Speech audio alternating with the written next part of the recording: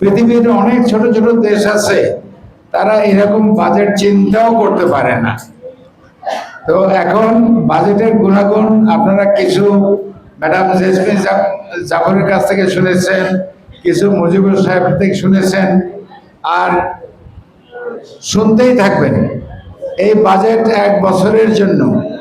এই 1 বছরের মধ্যে আমরা এই বাজেটের মাধ্যমে কি কি করব, এটা শুধু আপনারা শুনবেনই না, আপনারা দেখবেন এবং এটার ফায়দাও আপনারা ভোগ করবেন ইনশাআল্লাহ। তো ম্যাডাম আমাদের প্রিয় নেতা মাননীয় প্রধানমন্ত্রী জনাব তারেক রহমান, আমাকে গতকালকে ওনার সঙ্গে আমার দেখা হয়েছে। আমি যেখানে আসবো আপনাদের সঙ্গে কথা বলবো, ওনাকে বলেছি, উনি আমার মাধ্যমে আপনাদেরকে সালাম বলেছে, ধন্যবাদ দিয়েছে এবং কৃতজ্ঞতা প্রকাশ করেছে। তা আপনারা বলতেই তো পারেন, ভাই সালাম তো আমরা সবাই দিই, তো কৃতজ্ঞতা কিসের জন্য? কৃতজ্ঞতা হলো এই যে পিছনে যে 4 মাস আগে যে ইলেকশন করলেন আপনারা, সেই ইলেকশনে আপনারা ধানের শীষকে জিতে দিচ্ছেন। আপনাদের দায়িত্ব ছিল ধানের শীষকে জিতে দেওয়া, আপনারা ধানের শীষকে জিতে দিচ্ছেন। কিন্তু এইখানেই শেষ না, 5,000 ভোটেও তো যেতে, 10,000 ভোটেও তো যেতে। আপনারা ধানের শীষকে 1 লক্ষ ভোটের ব্যবধানে জিতে দিচ্ছেন। এবং আমরা হিসাব করে দেখছি, এই যে 1 লক্ষ ভোট এত ভোটে জিতে দিচ্ছে, আমাদের পুরুষ ভোটারের চাইতে মহিলা ভোটার বেশি ছিল।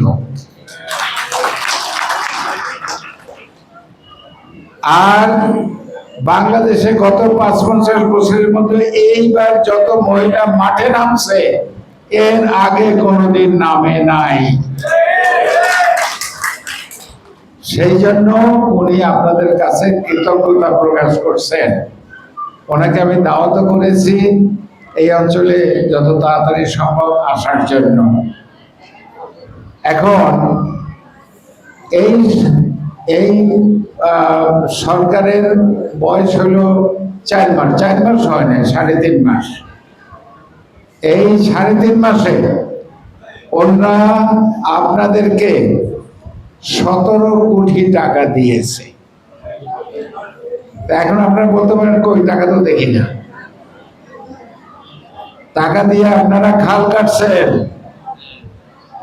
টাকা দিয়ে আপনারা গম নিছেন, টাকা দিয়ে আপনারা চাল নিছেন, টাকা দিয়ে শাড়ি নিছেন, ইমাম সাহেবের বেতন দিছেন, মুয়াজ্জিমের বেতন দিছেন, খাদেমের বেতন দিছেন, ওই মন্দিরের ঠাকুর মশাইয়ের বেতন দিছেন, ওই খ্রিস্টানদের চার্চের পাদ্রীকে বেতন দিছেন, ওই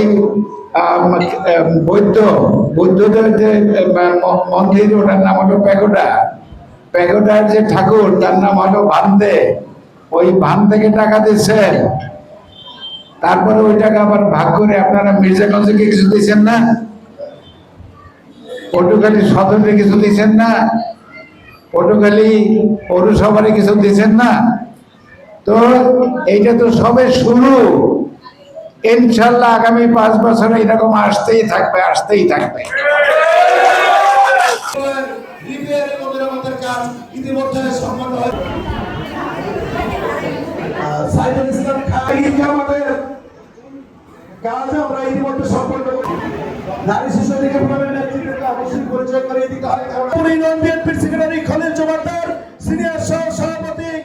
জনসাধারণের পক্ষ থেকে আমাদের মাননীয় সংসদ সদস্য